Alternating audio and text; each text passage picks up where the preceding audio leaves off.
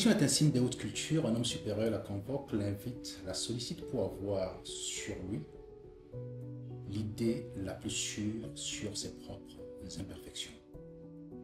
Chez nous, en RDC, la mort et les silences de la mort sont nos seules certitudes.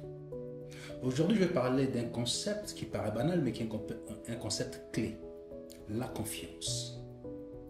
La confiance est portée sur un certain nombre d'éléments de la vie qui nous permettent de pouvoir agir ou ne pas agir, d'avancer ou ne pas avancer, de se méfier ou ne pas se méfier. Commençons par la monnaie. Les Congolais n'ont pas confiance à sa monnaie. C'est une valeur flottante. Quelque part, on dirait même que c'est une non-valeur.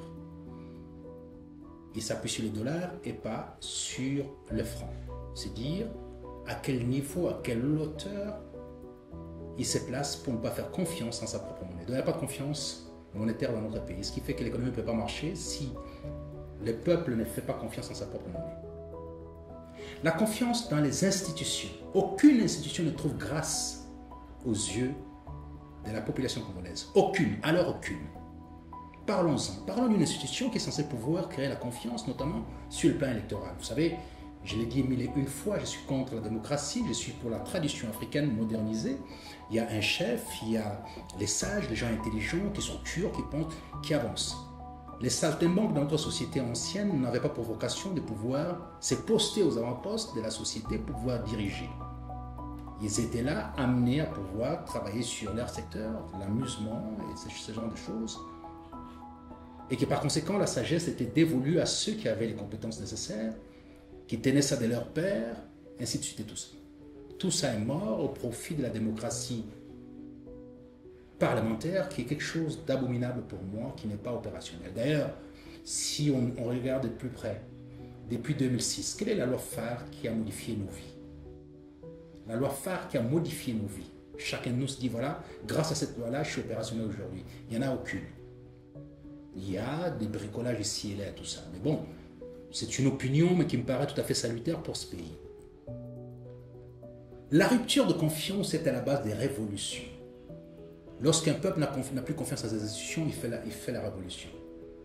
La rupture de confiance est à la base des divorces. Dans un couple, lorsqu'il n'y a plus de confiance, obligatoirement il y a la séparation, d'abord des corps, éventuellement. La rupture de confiance est la base légale ou le point de départ de la séparation entre un homme et une femme. Et par conséquent, ne pas avoir confiance, ce n'est pas croire en l'avenir. Regardez, l'illustration que nous fait les tractations sur les choix des membres de la CENI démontre à suffisance qu'effectivement on n'a pas confiance les uns les autres et pire encore dans cette institution. Donc on choisit les gens, on ne sait pas par quel mécanisme réellement de confiance, parce qu'il ne s'agit pas de confiance. Il s'agit pour chacun d'aller surveiller ses intérêts. Est-ce que nous travaillons pour la population ou pour nos propres intérêts? Et par conséquent, lorsqu'on a choisi ces gens-là, selon les normes ou les règles établies pour ces choix, ils n'inspirent aucune confiance. Déjà, un pays qui a une CENI, c'est un pays qui n'a pas confiance en lui. Un pays véritable aurait un ministère de l'Intérieur qui devra organiser des élections avec une administration solide, apolitique. Mais ce n'est pas le cas chez nous. Ça ne sera pas le cas dans ces systèmes ici au moins avant 1000 ans. Et par conséquent, je pense qu'il faut quand même qu'on se pose la question sur la confiance. Les Congolais dans leur grande majorité, je dirais même à 99%, n'ont confiance ni en leur armée, ni en leur parlement, ni en leur CENI, ni en leur monnaie, en rien.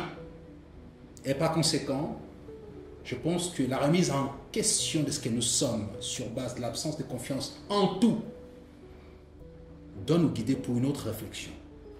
Cette réflexion n'est pas dévolue à n'importe qui, elle est dévolue aux anthropologues, aux historiens, aux sociologues, aux philosophes, à la philosophie du droit, pour évaluer les règles qui sont appliquées à nous, les règles dans lesquelles on avait confiance, qui faisaient que chacun sortait de chez lui en laissant sa porte ouverte. Question de confiance. Il n'y avait pas de problème. Toutes ces règles sont mortes remplacées par des règles quelconques venues d'ailleurs que nous ne maîtrisons même pas. Comment voulez-vous avoir confiance dans des règles qui ne sont pas les vôtres et que vous ne maîtrisez pas? Pas de CENI, pas d'armée, pas d'éducation, pas de justice. Aucune institution ne trouve grâce aux yeux des Congolais. Au même titre qu'une femme qui a trompé son mari ne trouve plus grâce à ses yeux. Il y a rupture de confiance. Un homme qui est parti faire des choses à l'extérieur du lit conjugal ne trouve plus confiance dans les cœurs de sa femme. Et par conséquent, ce lien marital n'a plus lieu d'être. La confiance était le sujet d'aujourd'hui. Posez-vous la question sur la confiance. En quoi avez-vous donc confiance? En quoi les Congolais peuvent, d'une manière ou d'une autre, avoir un peu confiance? À mon sens, en rien. Et c'est poussé jusqu'au point de ne même pas avoir confiance en soi. Très peu de gens chez nous aujourd'hui ont confiance en eux-mêmes. Ils ne peuvent pas entreprendre, ils n'ont pas confiance en eux. Parce qu'ils n'ayant pas confiance en aucune institution, par effet d'incidence, n'ont pas confiance en eux-mêmes. La contradiction est un signe des hautes cultures. L'homme supérieur la convoque, l'invite, la sollicite pour avoir sur lui l'idée la plus précise sur ses propres imperfections.